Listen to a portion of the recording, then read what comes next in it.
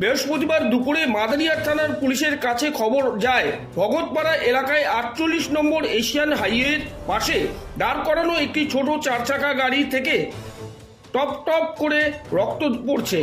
এছাড়া গাড়ি ফেলে পালিয়ে গিয়েছে চালক। স্থানীয়দের সন্দেহ হয় গাড়ির ভেতরে এক বা একাধিক মৃতদেহ রয়েছে। দ্রুত ঘটনাস্থলে পৌঁছায় মাদারিহাট থানার পুলিশ। তবে দেখা যায় সেখানে কোনো মৃতদেহ নেই, বরং রয়েছে প্রচুর পরিমাণে মাংস সহ গাড়িটি বাজেয়াপ্ত করে থানায় নিয়ে যায় পুলিশ। সন্ধ্যা 7টা নাগাদ পুলিশ জানায় সম্ভবত গাড়িটি জয়গার দিকে যাচ্ছিল। ঘটনায় পশু হত্যা আইনে একটি মামলা দায়ের করা হয়েছে। কি দেখা গেল, কি বলবেন? এখানে তো মাংস দেখলাম, খালি কিসের মাংস যায় না। কিসের মধ্যে আছে? গাড়ির মধ্যে? হ্যাঁ, গাড়ির মধ্যে আছে।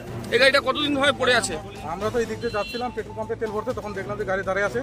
সামনের দিকে দেখলাম তো দেখতে মাছি বসে আছে, তো ডাউট হলো তো নিচে মাংস হবে।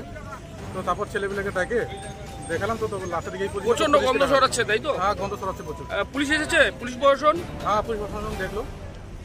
আপনার নাম? আমার নাম বিদ্যুৎ নার্জিনারি। বাড়ি কোথায়? বাড়ি উত্তর শিশুবাড়ি, কাজীপাড়া।